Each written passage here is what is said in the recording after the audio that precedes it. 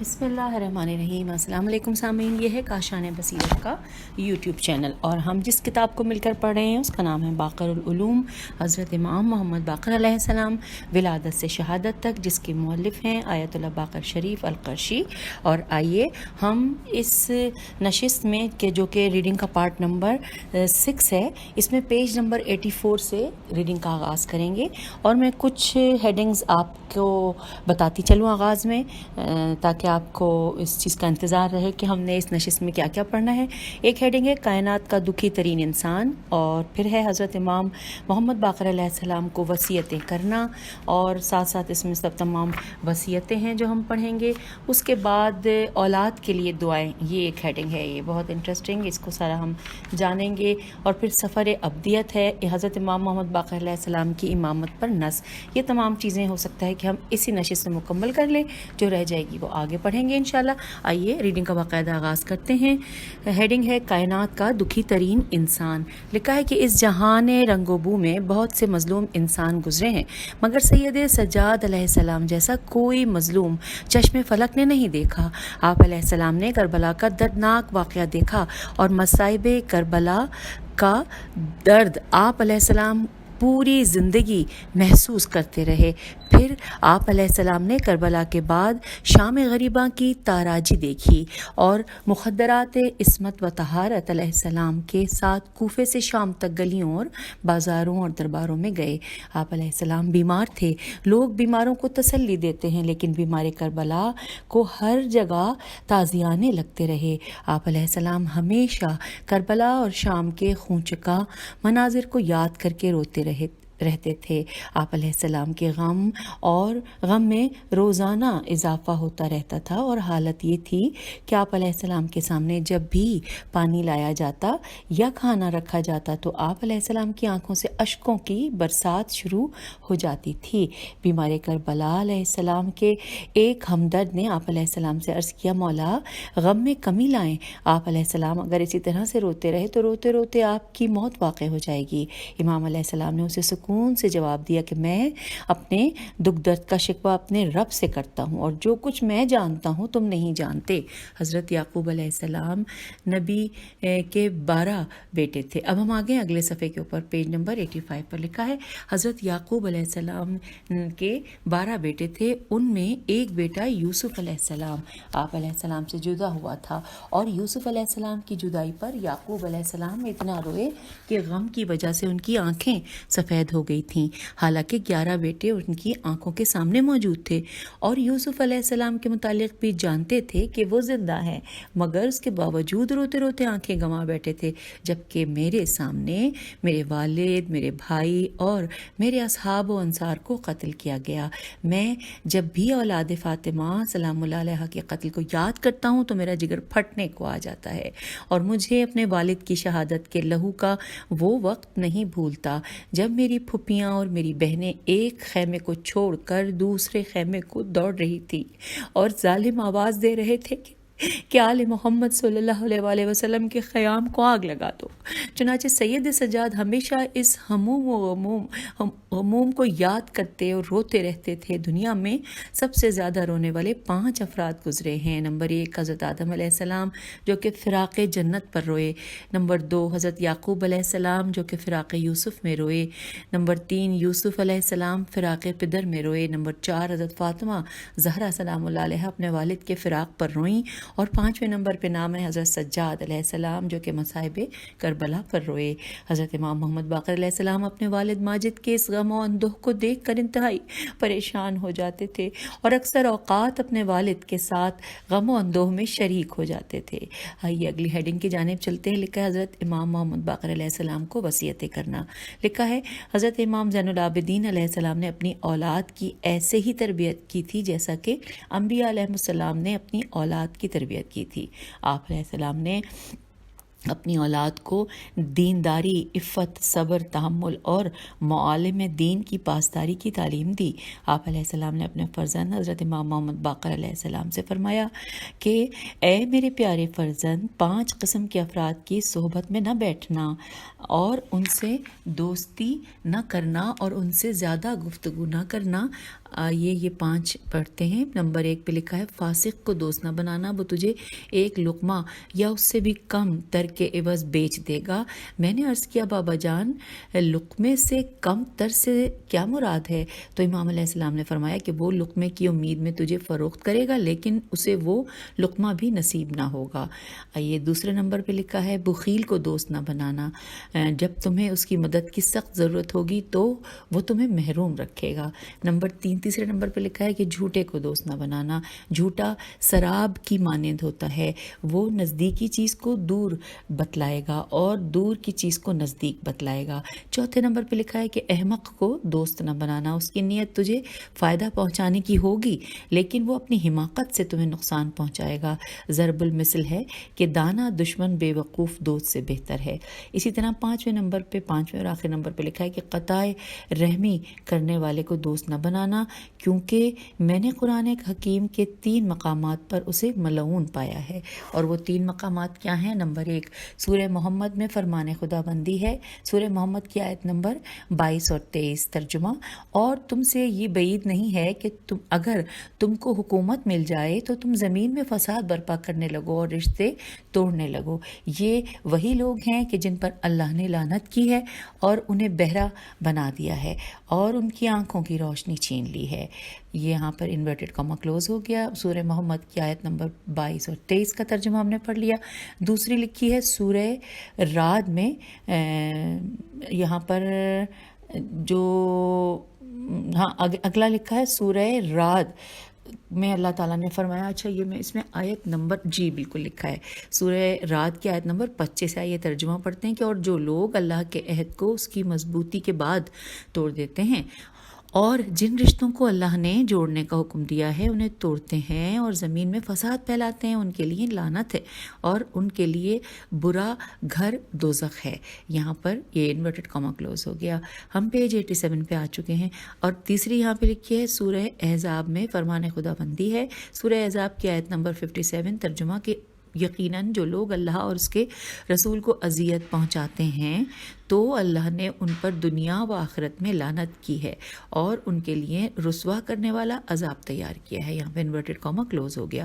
پھر لکھا ہے کہ حضرت امام زین العابدین نے اپنے نور نظر کو یہ وصیت اس لیے کی کہ مذکورہ افراد کی مذموم حرکات دوستی کے ذریعے سے دوسرے دوست میں کہیں منتقل نہ ہو جائیں۔ حوالہ ہے الاتحاف بحب الاشراف صفحہ نمبر 50۔ اور اب ہم نے آگے چلتے لکھا حضرت امام زین العابدین نے امام محمد باقر علیہ السلام کو وصیت کرتے ہوئے یہ بھی فرمایا تھا کہ تم سے جو بھی بھلائی طلب کرے تو اس سے بھلائی کرو، اگر وہ شخص بھلائی کے قابل ہوا تو تم نے صحیح انسان کے ساتھ بھلائی کی، اور اگر وہ بھلائی کے قابل نہ ہوا تو تم نے تو اپنے آپ کو بھلائی کا اہل ثابت کر دیا ہے۔ اور اگر کوئی شخص تمہارے دائیں طرف سے تمہیں سب و شتم کرے پھر تمہاری بائیں سمت آ کر وہ تم سے معذرت کرے تو اس کی معذرت قبول کر لو۔ حوالہ ہے تحفہ العقول صفحہ نمبر 282۔ پھر لکھا ہے آگے کہ امام علیہ السلام کی یہ وصیت ان مکارم اخلاق کو ظاہر کرتی ہے جو کہ اہل بیت طاہرین علیہ السلام کی سرشت میں داخل تھے۔ آپ علیہ السلام نے خلق خدا سے بھلائی کی تعلیم دی اور یہ درس دیا کہ شبنم نہ بنو کہ صرف پھول تم سے مستفید ہوں، بلکہ بارش بنو تاکہ پھول اور کانٹے پست اور بلند، ویران اور آباد ہر طرح کی زمین تم سے سیراب ہو سکے۔ اچھا ہم آ گئے پیج 88 پر اور اب ہم یہاں پر مزید اگلا پوائنٹ پڑھنے جا رہے ہیں جس میں لکھا ہے کہ حضرت امام محمد باقر علیہ السلام نے کہا کہ میرے والد اپنی اولاد سے فرمایا کرتے تھے کہ جھوٹ سے پرہیز کرو، جھوٹ چھوٹا ہو یا بڑا ہو، خواہ وہ مذاق کے رنگ میں ہی کیوں نہ ہو، پھر بھی اس سے بچتے رہو۔ جب کوئی شخص چھوٹا جھوٹ بولنے لگے تو اس میں بڑے جھوٹ کی بھی جسارت پیدا ہوتی ہے۔ امام علیہ السلام نے اپنی اولاد کے محاسن اخلاق پر تربیت کی تھی اور ان میں اعلیٰ انسانی اور اخلاقی اقدار کی پرورش کی تھی اور انہیں ہر گھٹیا کام سے منع کیا تھا۔ حوالہ نوٹ کیجیے وسائل الشیعہ جلد نمبر 3 صفحہ نمبر 232۔ اور اب آئیے آگے مزید پڑھتے ہیں۔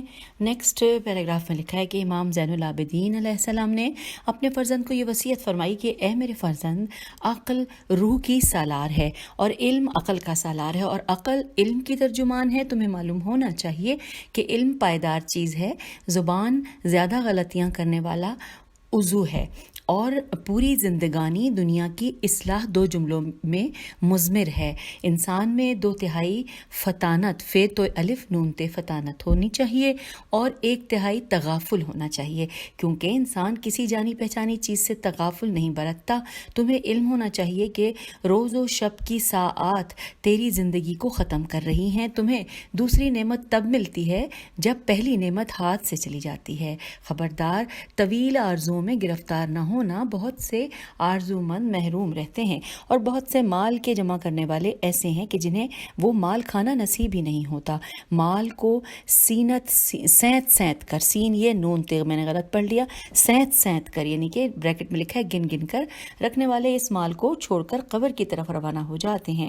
عین ممکن ہے کہ اس نے مال باطل ذرائع سے جمع کیا ہو اور بہت سے حقوق کا خیال نہ رکھا ہو، حرام طور پر مال جمع کیا ہو اور اپنی اولاد کے لیے میراث میں چھوڑ جائے. اس مال پر اس کی اولاد عیاشی کرے اور سزا وہ اکیلا بھگتے. حوالہ ہے کفایت اثر خزاز خیز الف ز، صفحہ نمبر 319. ہم پیج 89 پر آ گئے ہیں اور اب یہاں پر اگلی ہیڈنگ کا آغاز ہو رہا ہے.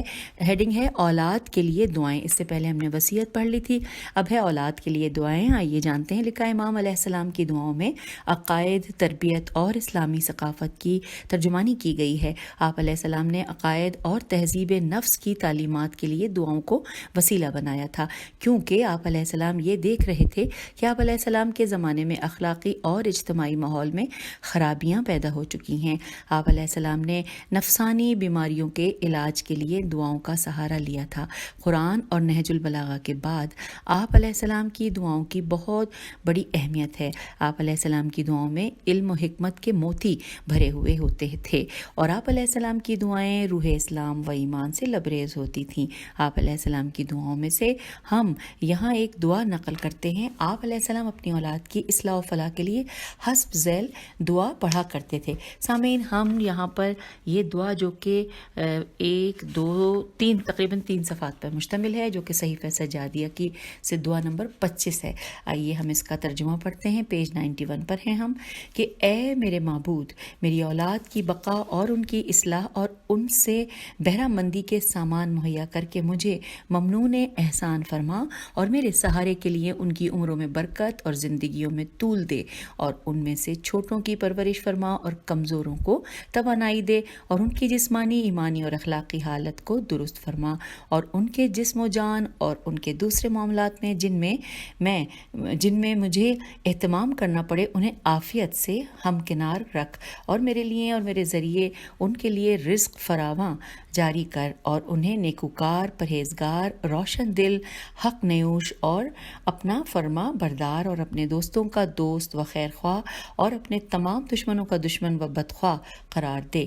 آمین. اے اللہ، ان کے ذریعے میرے بازوؤں کو قوی اور میری پریشان حالی کی اصلاح اور ان کی وجہ سے میری جمعیت میں اضافہ اور میری مجلس کی رونق دوبالا فرما اور ان کی بدولت میرا نام زندہ رکھ اور میری عدم موجودگی میں انہیں میرا قائم مقام قرار دے اور ان کے وسیلے سے میری حاجتوں میں میری مدد فرما اور انہیں میرے لیے دوست، مہربان، ہمہ تن متوجہ، ثابت قدم اور فرما بردار قرار دے.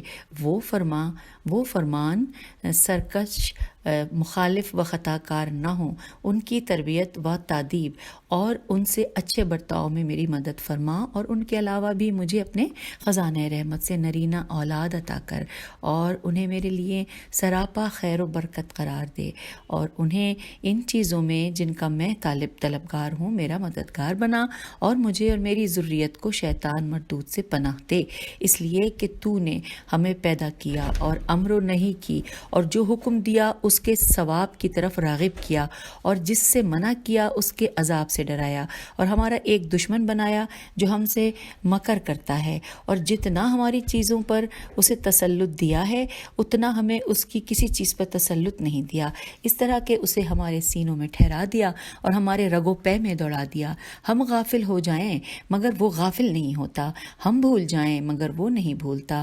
وہ ہمیں تیرے عذاب سے مطمئن کرتا اور تیرے علاوہ دوسروں سے ڈراتا ہے، اور اگر ہم کسی برائی کا ارادہ کرتے ہیں تو ہمیں جرت دلاتا ہے، اگر کسی عمل خیر کا ارادہ کرتے ہیں تو ہمیں اس سے باز رکھتا ہے اور گناہوں کی دعوت دیتا ہے اور ہمارے سامنے شبے کھڑے کر دیتا ہے، اگر وہ وعدہ کرتا ہے تو جھوٹا اور امید دلاتا ہے تو خلاف ورزی کرتا ہے، اگر تو اس کے مکر کو نہ ہٹائے تو وہ ہمیں گمراہ کر کے چھوڑے گا، اور اس کے فتنوں سے نہ بچائے تو وہ ہمیں ڈگمگا دے گا۔ خدایا اس لعن کے تسلط کو اپنی قوت و توانائی کے ذریعے ہم سے دفع کر دے، تاکہ کثرت دعا کے وسیلے سے اسے ہماری راہ ہی سے ہٹا دے اور ہم اس کی مکاریوں سے محفوظ ہو جائیں۔ اے اللہ میری ہر درخواست کو قبول فرما اور میری حاجتیں برلا، اور جب کہ تو نے استجابت دعا کا ذمہ لیا ہے تو میری دعا کو رد نہ کر، اور جب کہ تو نے مجھے دعا کا حکم دیا ہے تو میری دعا کو اپنی بارگاہ سے روک نہ دے، اور جن چیزوں سے میرا دینی و دنیاوی مفاد وابستہ ہے ان کی تکمیل سے مجھ پر احسان فرما، جو یاد ہوں اور جو بھول گیا ہوں، ظاہر کی ہوں یا پوشیدہ رہنے کی ہوں، اعلانیہ طلب کی ہوں یا در پردہ، ان تمام صورتوں میں اس وجہ سے کہ تجھ سے سوال کیا ہے زینت و عمل کی، یہ بریکٹ میں لکھا ہے زینت و عمل کی،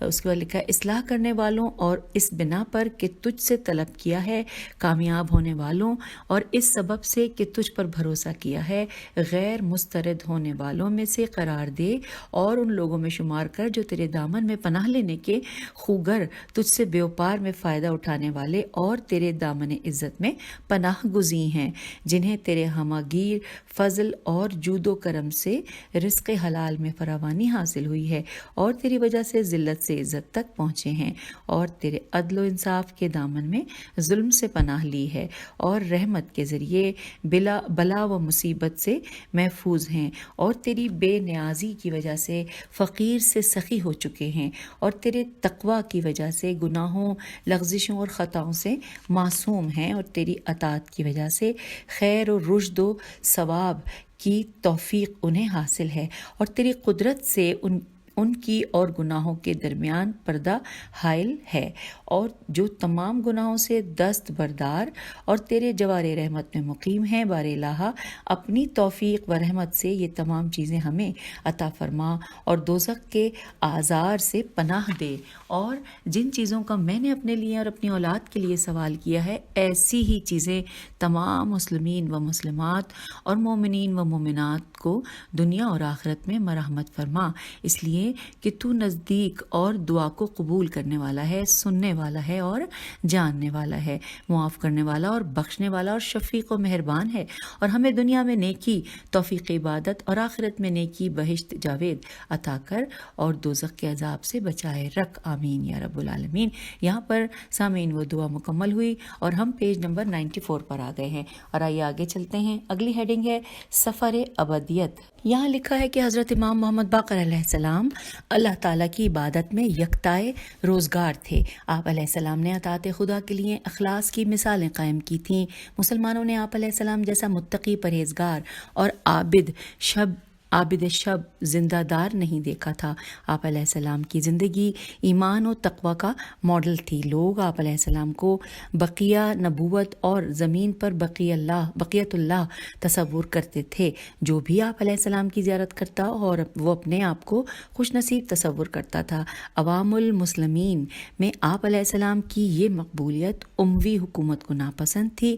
ان لوگوں کو آپ علیہ السلام سے اور پورے خاندان نبوت صلی اللہ علیہ وآلہ وسلم سے سخت عداوت تھی۔ آپ علیہ السلام کی مقبولیت نے بنی امیہ کو بے چین کر دیا، اور آپ علیہ السلام کی عظمت کی داستانوں نے ولید بن عبد الملک کو تڑپا کر رکھ دیا تھا۔ زہری بیان کرتے ہیں کہ ولید نے مجھ سے یہ کہا تھا کہ جب تک علی علیہ السلام بن الحسین علیہ السلام زندہ ہے تب تک مجھے چین حاصل نہیں ہو سکتا۔ حوالہ حیات امام علی علیہ السلام بن الحسین علیہ السلام، صفحہ نمبر 389 اور 390۔ نیکسٹ پیراگراف میں لکھا لکھا ہے کہ اس بدبخت نے امام علیہ السلام کو شہید کرنے کی ٹھان لی تھی اور اس نے مدینے کے گورنر کو مہلک زہر بھیجے اور حکم دیا کہ کسی طرح سے حضرت امام زین العابدین علیہ السلام کو یہ زہر کھلائی جائے۔ الغرض امام علیہ السلام کو زہر دیا گیا۔ زہر کی وجہ سے آپ علیہ السلام بستر مرگ پر تڑپنے لگے۔ لوگ آپ علیہ السلام کی عیادت کے لیے آتے تھے اور شہادت کے حصول پر اللہ تعالیٰ کی حمد و ثنا کرتے تھے۔ اور یہاں پر حوالہ ہے نور الابصار صفحہ نمبر 129، الفصول المہم ابن صباح صفحہ نمبر 233۔ اور اب ہم پیج 94 مکمل کر کے پیج 95 پر آ گئے ہیں، اور پیج 95 پر جو ہیڈنگ ہے آئیے وہ تفصیل سے پڑھتے ہیں۔ ہیڈنگ ہے حضرت امام محمد باقر علیہ السلام کی امامت پر نص، نون صاد نص۔ لکھا ہے حضرت امام زین العابدین علیہ السلام نے اپنے فرزند حضرت امام محمد باقر علیہ السلام کی امامت پر نص فرمائی۔ زہری بیان کرتے ہیں کہ میں نے حضرت امام زین العابدین علیہ السلام سے عرض کیا کہ اگر خدا کی قضاء و قدر واقع ہو جائے تو پھر آپ علیہ السلام کا قائم مقام کون ہوگا؟ تو آپ علیہ السلام نے میری طرف دیکھ کر فرمایا کہ انورٹڈ کاما میں کہ میرے بعد میرا یہ فرزند قائم مقام ہوگا، یہ میرا وصی اور میرا وارث ہے اور میرے علم کا خزینہ دار ہے اور یہ باقر العلوم اور خزینہ علوم ہے، انورٹڈ کاما کلوز ہو گیا۔ آگے لکھا ہے کہ میں نے عرض کیا کہ آپ علیہ السلام نے اپنے بڑے بیٹے کو اپنا جانشین کیوں نہیں بنایا؟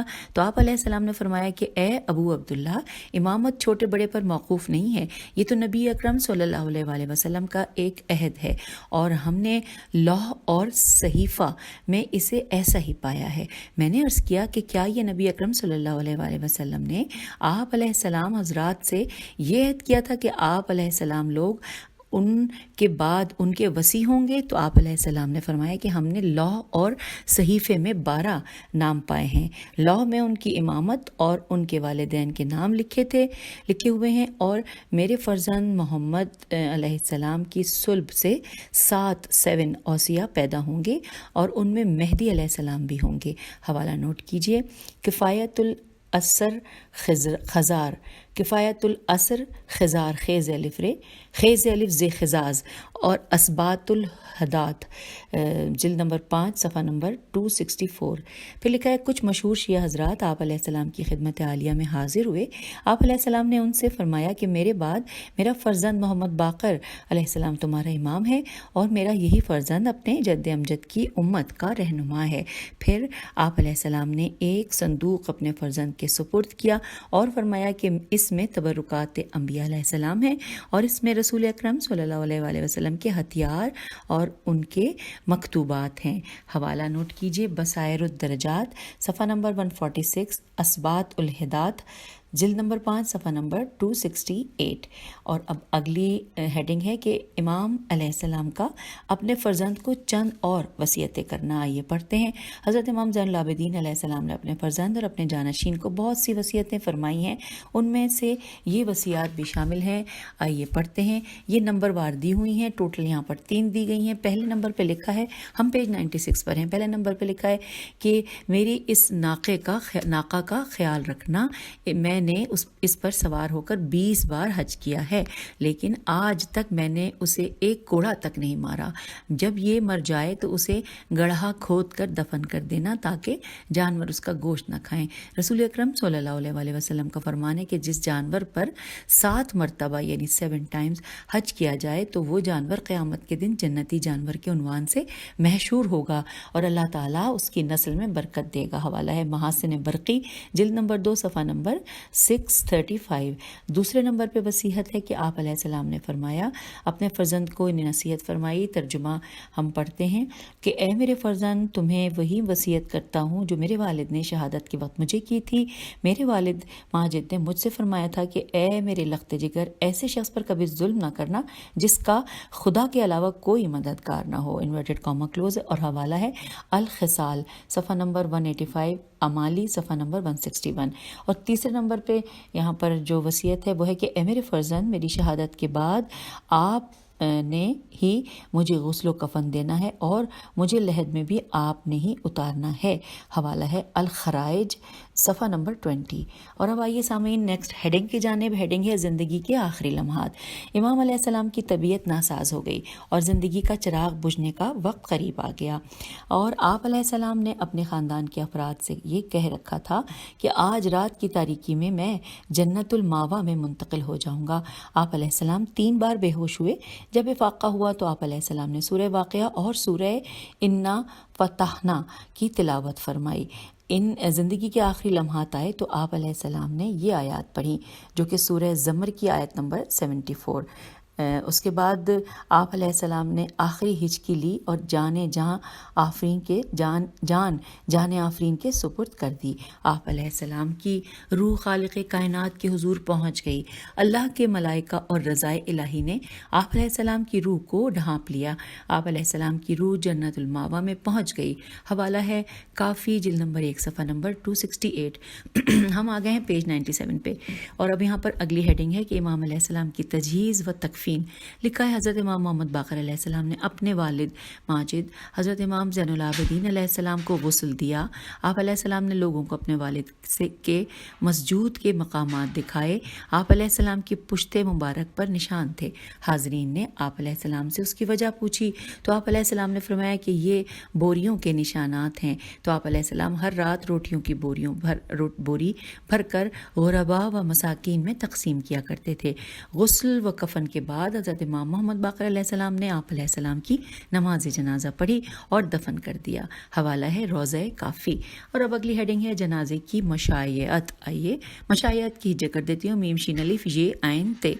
امام علیہ السلام کے جنازے کی بے مثال مشائعت ہوئی، اور مدینہ طیبہ میں اس سے پہلے جنازے کا بڑا جلوس کسی نے نہیں دیکھا تھا۔ اتنا بڑا جلوس مدینے کے تمام افراد مشائعت میں شامل ہوئے۔ ہر انسان کی خواہش تھی کہ وہ آپ علیہ السلام کے جنازے کو کندھا دے، اور عجیب بات یہ ہے کہ سعید بن مسیب آپ علیہ السلام کی تجہیز و تکفین میں شامل نہیں ہوا تھا۔ اور اب آئیے اگلی ہیڈنگ جس لکھی ہے کہ آخری آرام گاہ، اس کے حوالے سے جانتے ہیں۔ لکھا ہے کہ تکبیر و حمد کی صداؤں میں آپ علیہ السلام کے جنازے کو جنت البقیع میں لایا گیا تھا۔ آپ علیہ السلام کی قبر آپ علیہ السلام کے چچا حضرت امام حسن مجتبیٰ علیہ السلام کے پہلو میں کھودی گئی تھی۔ حضرت امام محمد باقر علیہ السلام نے اپنے والد بزرگوار کو اپنے ہاتھوں سے قبر میں اتارا، اور آپ علیہ السلام کی تدفین کے ساتھ نیکی، تقوی اور حلم و کرم بھی دفن ہو گیا۔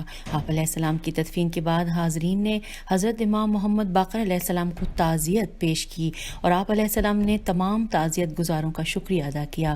حضرت امام محمد باقر علیہ السلام اپنے والد ماجد کی تدفین کے بعد اپنے گھر تشریف لائے۔ تمام بنی ہاشم اور صحابہ کی اولاد نے آپ علیہ السلام کو تعزیت پیش کی، اور تمام اہل مدینہ نے آپ علیہ السلام کی شہادت کو اسلام کے لیے ناقابل تلافی نقصان قرار دیا۔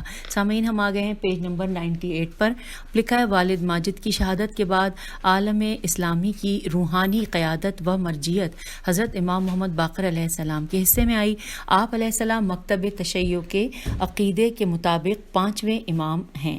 حضرت امام زین العابدین علیہ السلام کی شہادت کے بعد آپ علیہ السلام علوم کی نشر و اشاعت میں مصروف ہو گئے، اور دور دور سے علماء و محدثین آپ علیہ السلام کی خدمت میں حاضر ہو کر احکام دین کا استفادہ کرنے لگے۔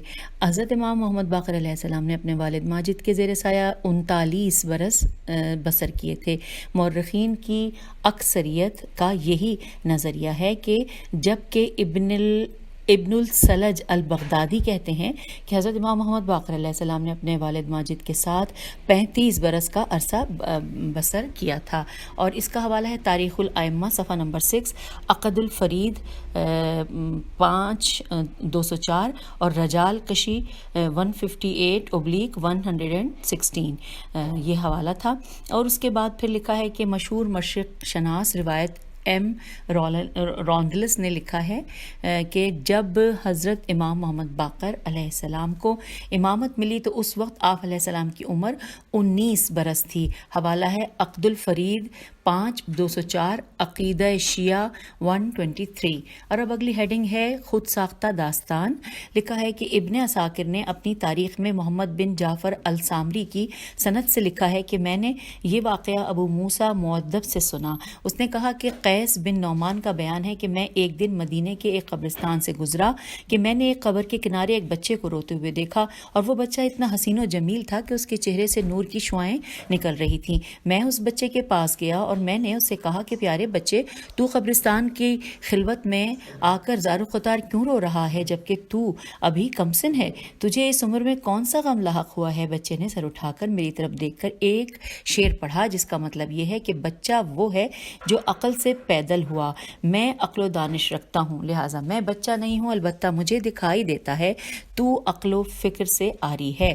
میں یہاں قبور کے پاس بیٹھ کر قرآن کریم کی اس آیت کو یاد کر رہا ہوں، سورہ یاسین کی آیت نمبر 51 کہ سور پھونکا جائے گا تو قبریں پھٹ جائیں گی اور مرنے والے قبروں سے نکل کر اپنے رب کی طرف دوڑنے لگ جائیں گے، انورٹڈ کاما کلوز۔ یہ سورہ یاسین کی آیت 51 اس بچے نے پڑھی۔ لکھا ہے میں نے کہا کہ آپ علیہ السلام کون ہیں؟ بچے نے کہا تم لوگوں کی بدنصیبی ہے کہ تم اولاد انبیاء علیہ السلام کو نہیں پہچانتے۔ سنو، میں محمد علیہ السلام بن علی علیہ السلام بن حسین علیہ السلام بن علی علیہ السلام بن ابی طالب علیہ السلام ہوں، اور یہ میرے والد ماجد کی قبر ہے۔ قیس کا بیان ہے کہ بچے کی گفتگو سے میں بہت متاثر ہوا، اس کے بعد میں نے زیارت قبور کو اپنا وتیرہ بنا لیا۔ یہ روایت سراسر خود ساختہ ہے، کیونکہ مورخین کا اجماع ہے کہ جب حضرت امام زین العابدین علیہ السلام کی شہادت ہوئی تھی اس وقت حضرت امام محمد باقر علیہ السلام کی عمر 39 برس کی تھی، جبکہ اس روایت میں حضرت امام محمد باقر علیہ السلام کو معصوم بچہ ثابت کیا گیا ہے۔ تو یوں پیج 99 کے اوپر ہم آج کی اس نشست میں آپ سے اجازت چاہتے ہیں۔ اس کے بعد کیا ہوا اور کیا کچھ ہم نے پڑھنا ہے اس کے حوالے سے تھوڑا سا بتاتی چلوں کہ حضرت امام محمد باقر علیہ السلام کے برادران اور اولاد امجاد کے بارے میں ہم مزید پڑھیں گے، آپ کا علم و ادب اور یہ بھی جانیں گے، اور اس کے علاوہ حضرت زید شہید کا احترام کیا کرتے تھے، اور زید شہید اور ہشام بن عبد الملک، یہ تمام تفصیلات ہم اگلی نشست میں پڑھیں گے۔ تو اس نشست سے اجازت، خدا حافظ، فی امان۔